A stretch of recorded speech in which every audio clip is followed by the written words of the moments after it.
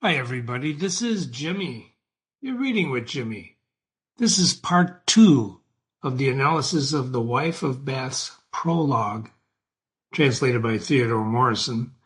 But the analysis is by Jimmy. Ready? You should have read part 1 analysis. You should have read the entire Wife of Bath Prologue with Jimmy. And now we're going to finish the analysis, a very comprehensive analysis to deepen our appreciation and our understanding. Let's begin. So one of the first few sentences from Ellison, she says, beside a well, Jesus, both God and man, spoke in reproving the Samaritan.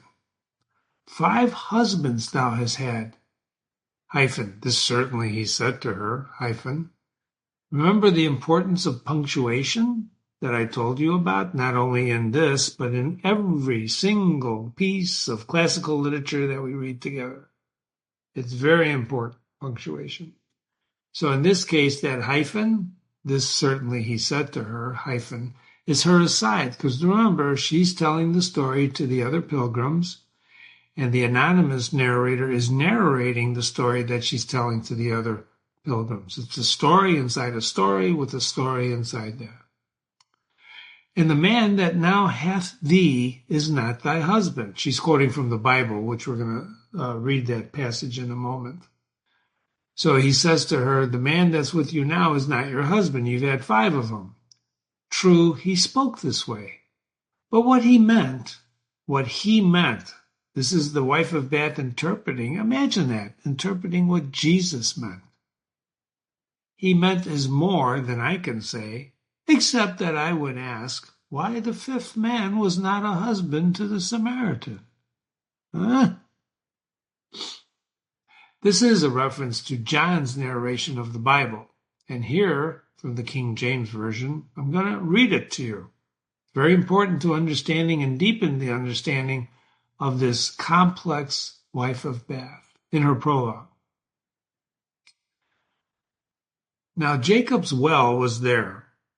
Jesus, therefore, being wearied with his journey, sat thus on the well. And it was about the 6th hour. And there cometh a woman of Samaria to draw water. And Jesus said unto her, Give me to drink. For his disciples were gone away unto the city to buy meat.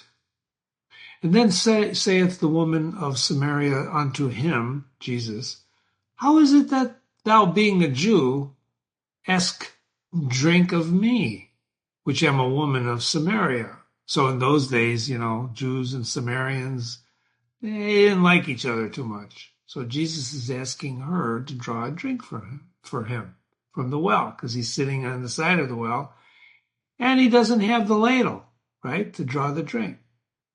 For the Jews have no dealings with the Samaritans.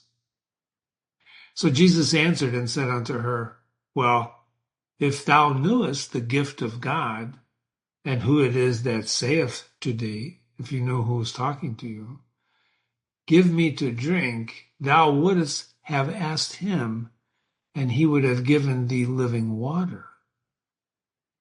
So Jesus said, Well, if you knew who you were talking to, and I asked you for a drink, you would have asked me for a drink, and I would have given you living water. Huh. The woman said unto Jesus, Sir, thou hast nothing to draw with, and the well is deep. And from whence then hast thou the living water? Art thou greater than our father Jacob, which gave us this well, and drank thereof himself and his children and his cattle? So she's challenging Jesus. What are you talking about? Jesus answered and said unto her, Whosoever drinketh of this water shall thirst again. But whosoever drinketh of the water that I shall give him shall never thirst. But the water that I shall give him shall be in him a well of water springing up into everlasting life. The woman said unto him, Sir, give me this water, that I thirst not, neither come hither to draw. Jesus said unto her, Go, call thy husband, and come hither. And the woman answered and said, I have no husband. Jesus said unto her, Thou hast well said, I have no husband, for thou hast had 5 husbands, and he whom thou now hast is not thy husband. In that sayest thou truly. And the woman said unto him, Sir, I perceive that thou art a prophet. Isn't that an interesting story? Doesn't that give some layer of meaning and appreciation to what the wife of Beth's prologue is? She has 5 husbands, right? The Samaritan woman has 5 husbands. Whoever she's sleeping with now is not her husband, but Jesus knows this, so she calls him a prophet.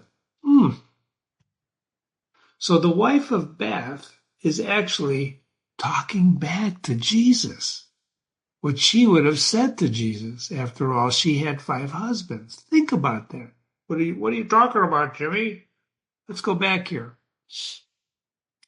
Spoke reproving the Samaritan. So this is the Samaritan one. True, thou spokest, except that I would have asked the 5th man, was not thy husband, to the Samaritan. I would have done that. She's saying, I would have done that. She's telling Jesus what to say. Ooh. Think about from the context of who she's telling this to. So immediately we see this is one different type of woman. Imagine the reaction of the other pilgrims hearing her talk like this. Scholars may glaze, interpret, and expound, but plainly, this I know, without a lie, God told us to increase and multiply. That noble text I can well understand. My husband, this too I have well in hand, And so it goes with Allison. Let me take a few minutes now to bring up some of the language in Morrison's translation of Chaucer that helps us appreciate this truly, truly great prologue. And remember, keep asking yourself, why is this woman telling me this? Telling the other pilgrims. Why is she telling people this? And furthermore, if someone told you this in their story, what would you think about that person? In fact, who can talk like that today? Who talks like that? Diction. Well, diction is one of the 6 components of tragedy and has to do with the way language of the play or story is delivered by the actors. Diction. To be or not, that's diction, right? Aristotle gave little attention to diction, suggesting that experts in the art of oratory and the actors themselves are more responsible for the success of diction, this dimension of tragedy, than the poet, than the writer. And for our purposes, diction is the choice and use of words and phrases in speech or writing. In this case, classical literature. Let me repeat that. Diction is the choice and use of words and phrases in speech or writing, and in this case, classical literature. Now, this is medieval English, so it's not easy to understand that. That's why we're depending on Morrison's translation.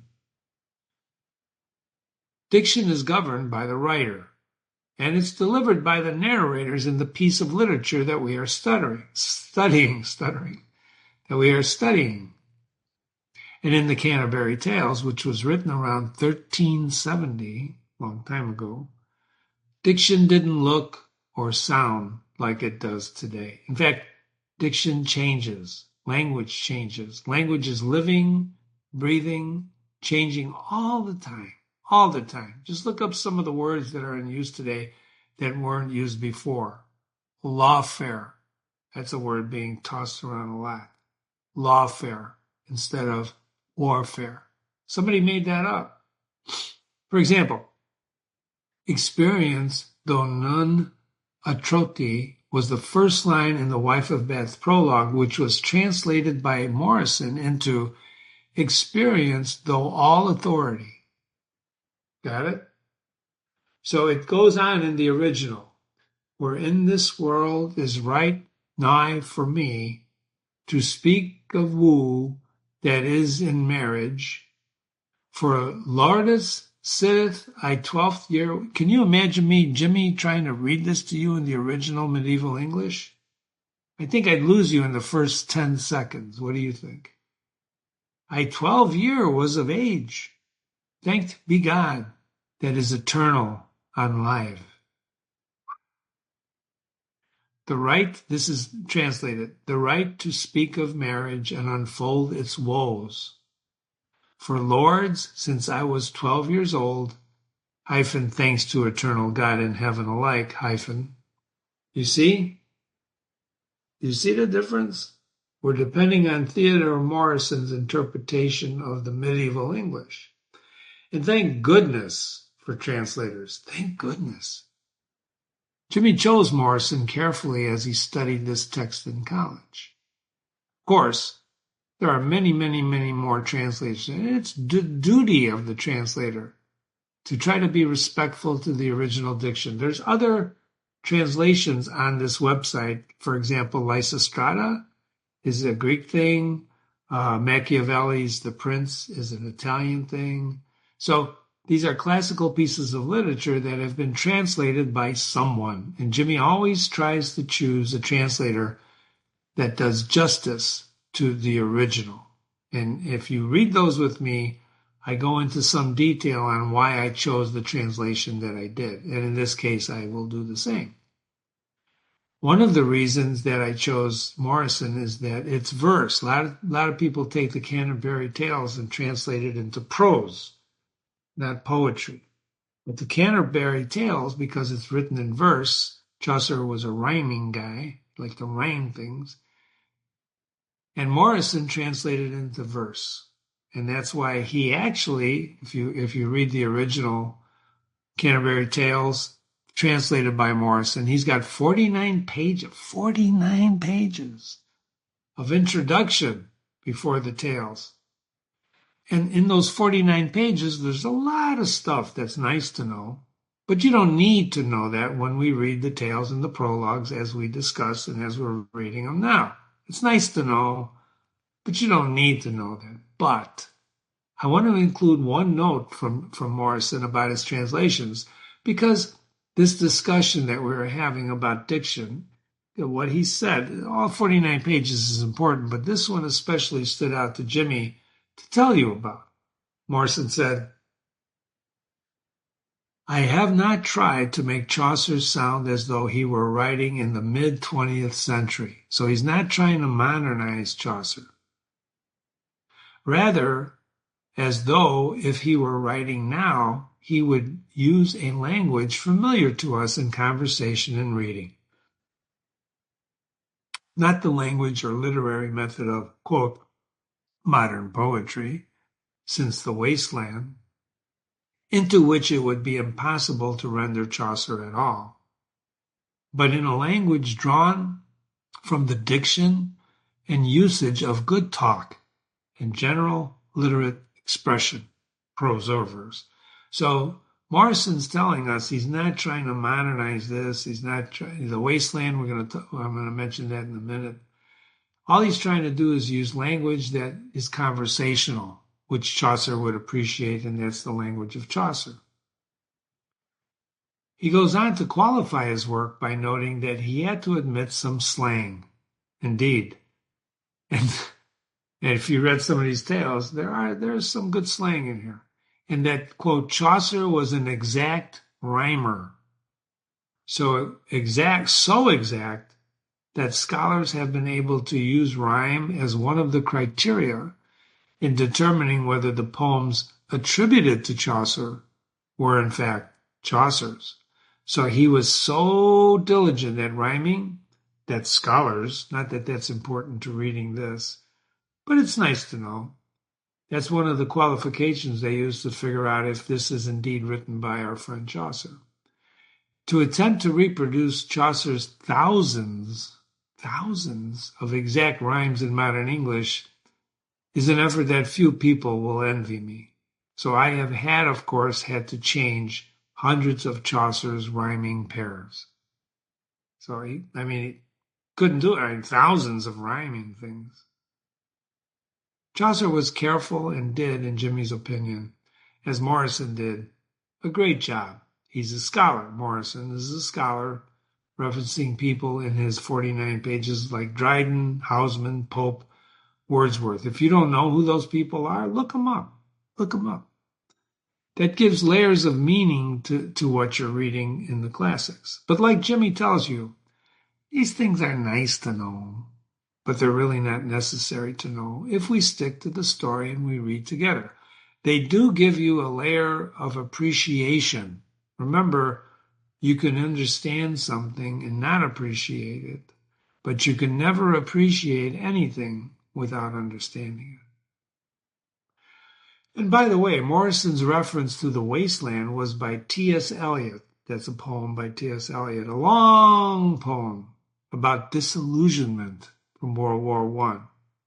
T.S. Eliot is a famous poet that maybe we'll read him, maybe we won't.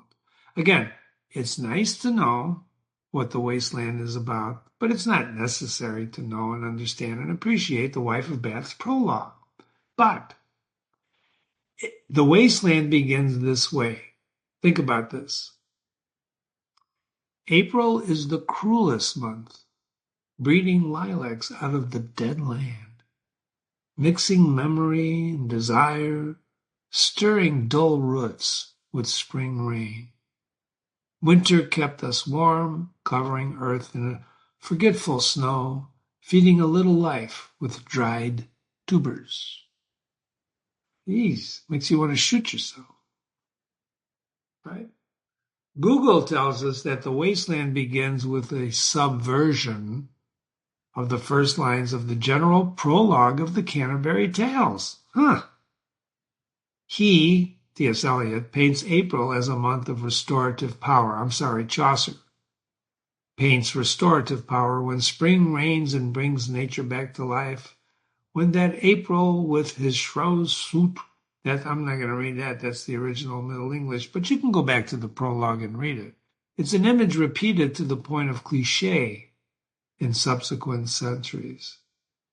Oh, it's the very merry month of May. You know what I'm talking about? Like a cliche. Spring, oh, full of love. But in the wasteland of Eliot's modern world, Google says, amid the ruins of World War II, World War I, a horrible war. World War I, read about it. Horrible. And well, Jeremy, why should I read about world wars? I hate wars. I'm not interested. Well, it gives layers of meaning to what you're reading when you read classical literature. The Chaucerian image of a fertile, resurrective April, restorative April, becomes fused with, this is Google talking. I can't understand it. It's the winter that kept them warm. It's the exact opposite. Okay, on to some of the diction from the prologue, The Wife of Bath, that I found interesting. The apostle, when he speaks of maidenhood, lays down no law. This I have understood, as well as you, my lords, for it is plain men may advise a woman to abstain from marriage, but mere counsels are not commands. Think about that. What is she saying here? Well, men can advise us, to abstain from marriage, but they're not commanding us to stay away from marriage. Ellison knows Scripture, and she's referring to the apostle, which is Paul, whom she frequently refers to, demonstrating her knowledge of Scripture. But she's using Scripture for her own justifications of her actions. As I've said, she's a powerful woman. Some more diction. Some this, some that, as it pleases God to give. Virginity is a high and perfect course, and continence is holy. But the source of all perfection, Jesus never bade each one of us to go sell all we had and give it to the poor. He did not say that all should follow him in this one way. He spoke to those who would live perfectly. And by your leave, lords, that's not for me. The flower of my best years I find it suits to spend on the acts of marriage and its fruits. Think about that. Think about that. That's the reference to the Bible where Jesus says, we're going to read that in a moment, go sell everything and follow me. There's actually an essay that I wrote several years ago, you have to really learn how to love Jesus. You have to learn how to hate your parents. Oh, Jimmy, what the hell are you talking about? I'm talking about what's written in the Bible. If you're going to follow Jesus, you have to hate and give up everything you love. That's hard to do, and that's what she says. The wife of Bath says it's impossible. So she was referring to the Gospel of Luke from the New. Remember, this is an educated woman. Here's the passage. King James. Jimmy uses the King James Version because the King James Version is a very important thing that came from the Reformation in England when they broke from Rome. King Henry VIII decided that the Pope wouldn't grant him a divorce, so he started his own church. Right? The Church of England translated the Bible the way he wanted to translate it into English, because up until then it was written in Latin, and only really educated people could read it. Here's the passage from the King James Version of Luke, chapter 18, verse 22 to 25. And now when Jesus heard these things, he said unto him, Yet lackest thou one thing. Sell all you have, and distribute unto the poor, and thou shalt have treasure in heaven. And come, follow me. And when he heard this, he was very sorrowful, the guy he was talking to, and he was very, very rich. And when Jesus saw that he was very sorrowful, he said, How hardly shall they have the riches enter into the kingdom of God? For it's easier for a camel to go through a needle's eye than for a rich man to enter into the kingdom of God. Jesus always used parables to speak. I think one of these days we're going to read the Bible on this website. It's a very good book. Excuse my typos here. Okay, let me fix that. It's very rich. Okay. So what's he saying here? It's easier for a camel to go through a needle's eye than for a rich man. He's saying if you're governed by material things, you don't know what you're talking about when you say you love God. It's an amazing statement. So she admits, the wife of Bath, that she's not perfect. Think about what the Luke story is saying as well, because she, the wife of Bath, is well off. She's not going to give up what she earned from her first three husbands. More diction. Wife of Bath says, Tell me this also. Why, at our creation, were our organs given to us for generation? And for what profit were we creatures made? Believe me, not for nothing. Ply his trade of twisting texts who will, and let him urge that they, our organs, were only given to us to purge our urine, and say without them we should fail to tell a female rightly from a male, and that's only their only object. Say you so? It won't work. As experience will show, without offense to scholars, I say this, that they were made, our organs were made for both these purposes, that we may be both cleansed, and eased through intercourse where God is not displeased. She's talking about our bodily parts. Our bodily parts. I don't know, Dr. Strangelove was a movie, and I don't know if you ever saw it, but you should see it. Peter Sellers is in there. He plays a few roles in there. He's a great actor, very, very complex guy. But Sterling Hayden is also in there. He plays a wacko general that goes off the rails and launches nuclear missiles at Russia. It's a very good story. And he's talking to Peter Sellers about communist plots and precious bodily fluids. This is the wife of Bath talking to pilgrims about her organs, that they're not just made for urination. Right? Think about this. Who talks like this? Why is she, in fact, why is she telling her fellow traveler this? Remember the question I asked you in part one of this analysis? Why is she saying this? Why is she talking like this? What does this say about her character? Well, first of all, it says she's not ashamed to talk about this. Remember the story in Genesis, Adam and Eve, when they ate the apple and then they had to hide themselves because God says, "Who told you you were naked?" Well, we realized that after we ate the apple, right? Until they ate the apple, they didn't know they weren't ashamed. They were not ashamed of anything.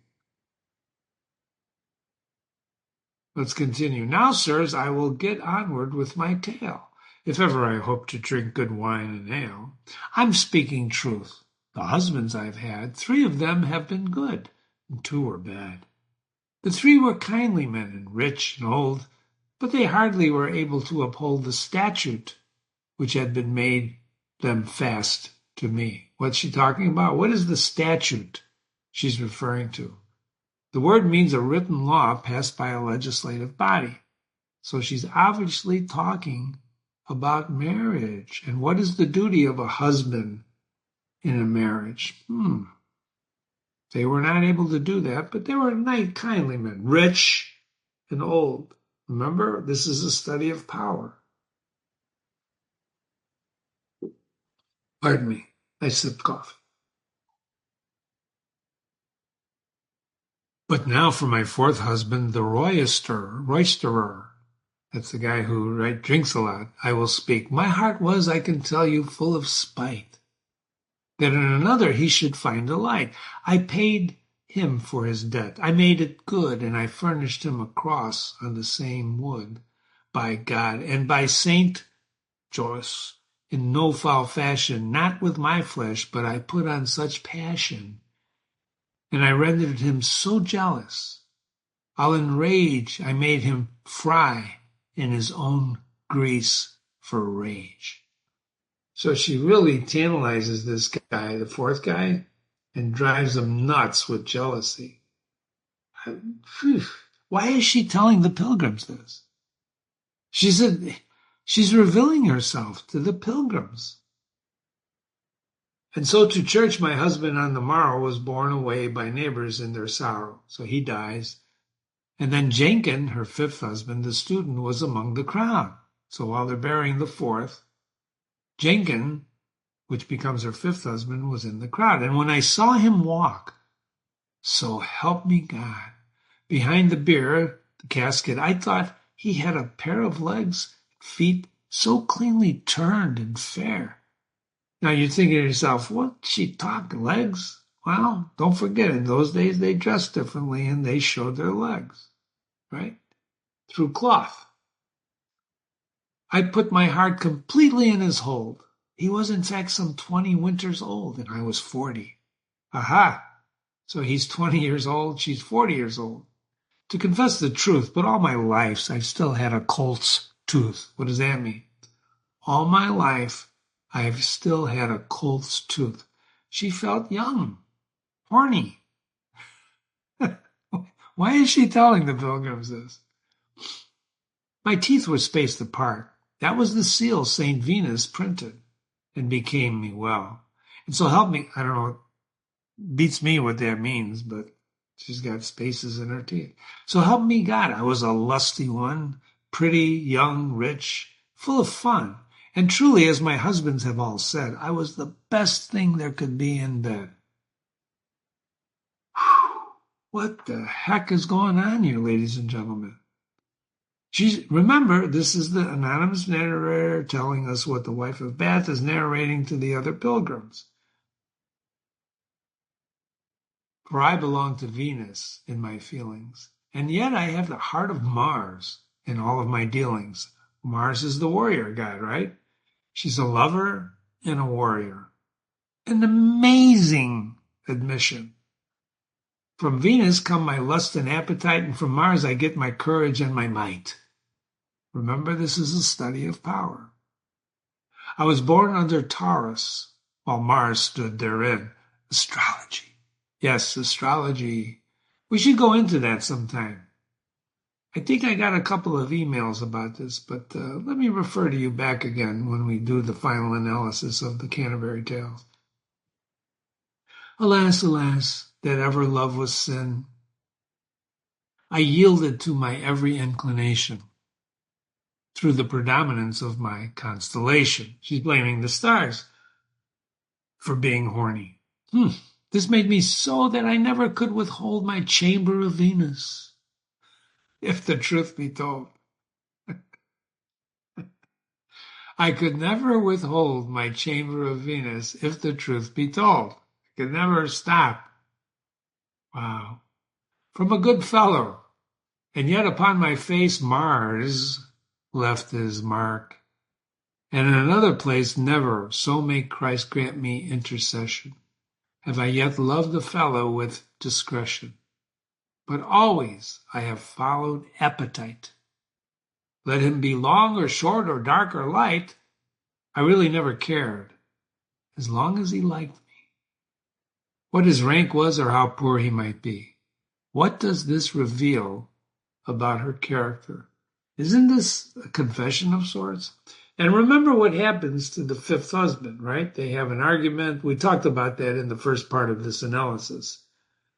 So throughout this prologue, which is a long, long, long prologue, what is the wife of Bath telling us? Well, she's telling us her story.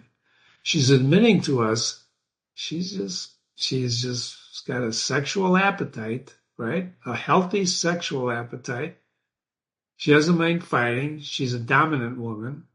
She uses power to control men, her power, womanhood, right? She's telling us about her. And she's not telling us, she's telling the pilgrims, and we're listening to her as the anonymous narrator narrates what she says. Now, the question you have to ask yourself before we close this part of the analysis is the anonymous narrator a reliable narrator? What does that mean? Can we believe what the anonymous narrator, who is himself a pilgrim and never mentioned in here, right? We don't know his name. He's an anonymous narrator. Can we believe him like a third-person narrator? And why did Chaucer choose this anonymous narrator inside the story and not a third person? Jimmy's going to suggest that he did this because it makes the narrator more human, being more liable. So his reliability depends as if we catch him in a lie. Have you caught him in a lie so far? I have not. We still have some tales to read, so keep your eyes and ears open. But I have not caught this guy lying to me yet.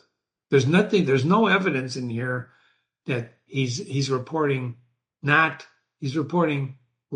He's making this stuff up. But he's actually reporting what the pilgrims, like the wife of Bath, is saying. There's nothing in here to say he's an unreliable narrator. And therein lies the difference, because a third-person narrator is always reliable, because he's outside the story. It's like the godlike, omniscient narrator telling us stuff. This guy is inside the story, like a Lieutenant Henry in A Farewell to Arms, as I mentioned, and like others in here. So, if you read Civil Disobedience, that's really Henry David Thoreau narrating. He wrote the essay. He is the author of the essay. He's inside the story.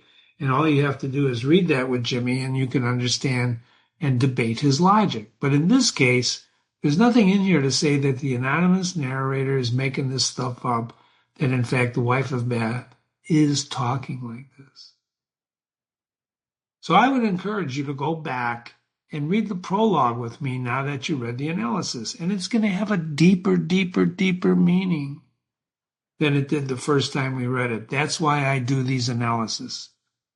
I do the analysis so that after you read the tale, you read the analysis, you can go back. And I'm tempted to reread the tale, like these passages of diction, the way Theodore Morrison translated the medieval English for us, that they have such deep, deep, deep meaning. And they help you understand your position in life. Why do you tell people what you tell them? Or do you tell them anything? When people ask you questions, do you lie? Do you bend the truth?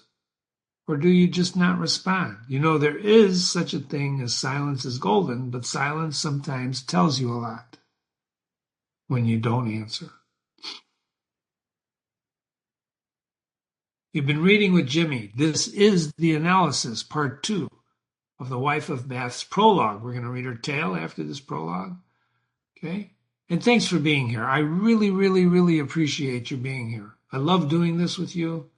I get a lot of good emails, a lot of bad emails, angry emails, but that's okay. That's okay. And look for us on YouTube. That QR code you see right there, you scan that, it'll take you right to my YouTube channel. You're on my website.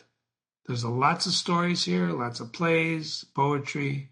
And remember, if you have questions or comments, Jimmy@readingwithjimmy.com, Jimmy@readingwithjimmy.com. Thanks for coming. And I hope you learned something about yourself and about other people. Take care of yourself and remember, every moment is precious. Don't waste time.